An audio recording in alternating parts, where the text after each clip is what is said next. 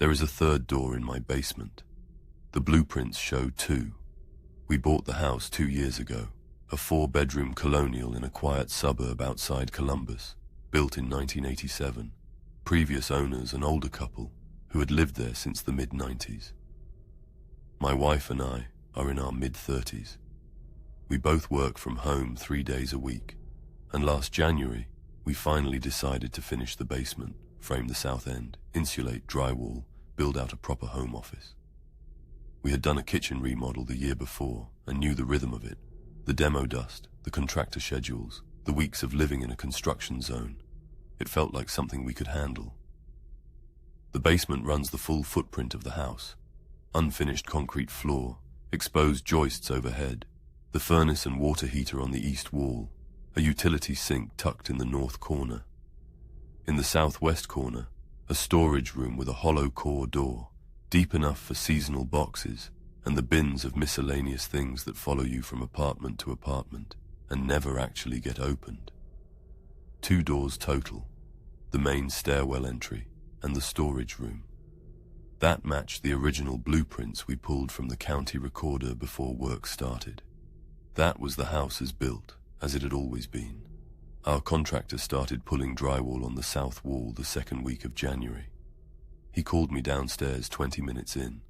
Behind the drywall, not the original layer as it turned out, but a second layer installed over the first and painted to match. There was a door, solid wood core, steel frame. The hinges faced inward. A hasp was mounted on our side, a padlock through it, locked shut. The door had been set flush with the wall and caulked carefully enough along the edges that you would never see it until you started pulling material away. It was not on any blueprints. Our real estate agent had not disclosed it because she had not known. The previous owner's daughter, who handled the estate sale after both parents passed, said she had no idea what a third door was supposed to mean. The contractor said he had never seen anything like it in 22 years of residential work.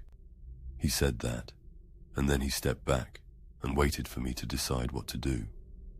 We cut the padlock. He said he would go in after me. He did not. The room was roughly 8 by 6 feet.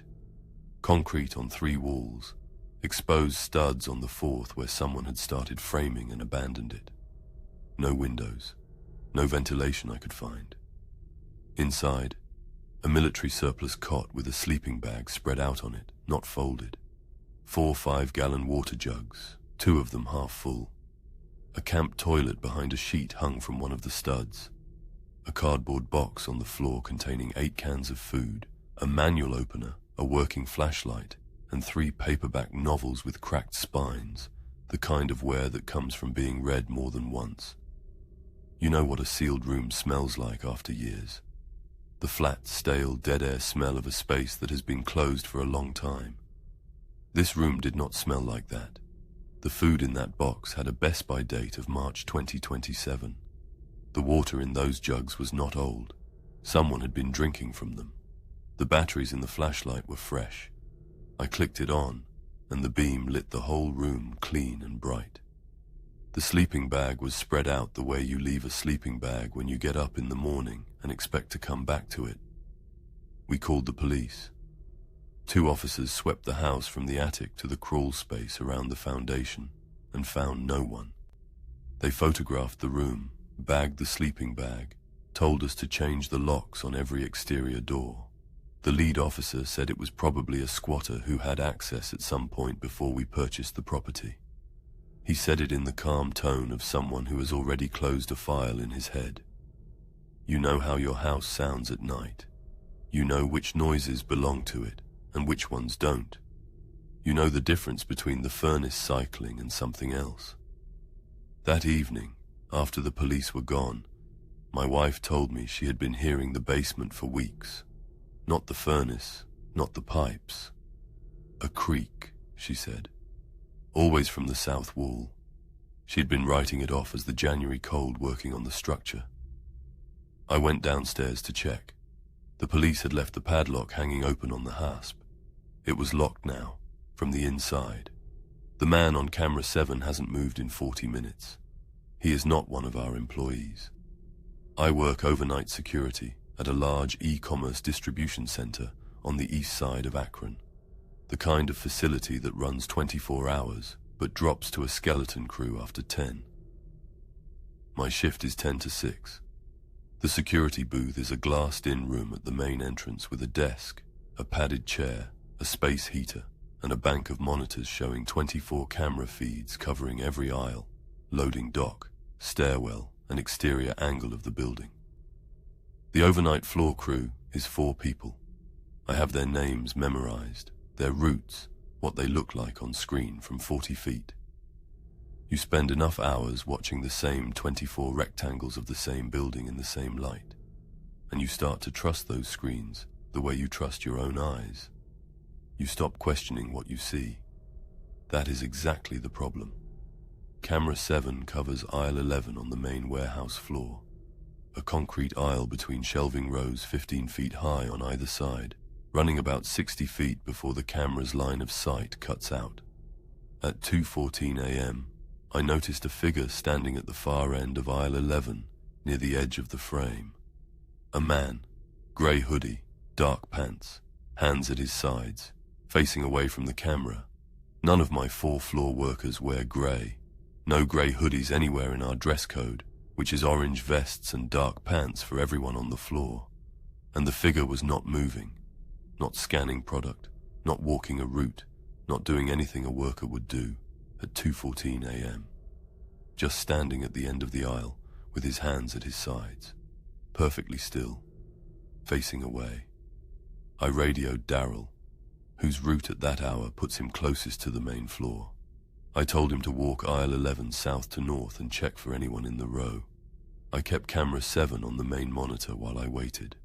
Daryl entered the aisle from the south end. I could see him from camera 6. He walked the full length at a normal pace. On camera 7, I watched him close the distance to the figure, 40 feet, 30, 20, and walk directly through the space where the man was standing. The figure did not step aside. Daryl did not react. He came out the north end and radioed me. Clear, nobody there. I sat with that for a moment. Then I pulled the archived footage on camera 7 back to the beginning of my shift. The figure had appeared at 1:29 a.m. 45 minutes of standing in the same spot, facing the same direction. Not a freeze in the recording. I could see the slight sway of the shelving when an HVAC unit cycled, everything else moving normally. Only the man was still. And when Daryl walked the aisle, I watched the playback frame by frame. Daryl passed through the exact position of the figure without breaking stride, without turning his head, without registering anything at all. Camera 7 went to static at 2:34 a.m. It came back online 22 seconds later. Aisle 11 was empty. I checked all 24 feeds in sequence, one by one, the way you do a proper sweep. Nothing unusual anywhere. I pulled up the exterior cameras, the parking lot, the loading docks, the delivery entrance. Nothing. Camera 3 is the internal feed. It covers the security booth, the desk, the chair, the monitors, the back wall.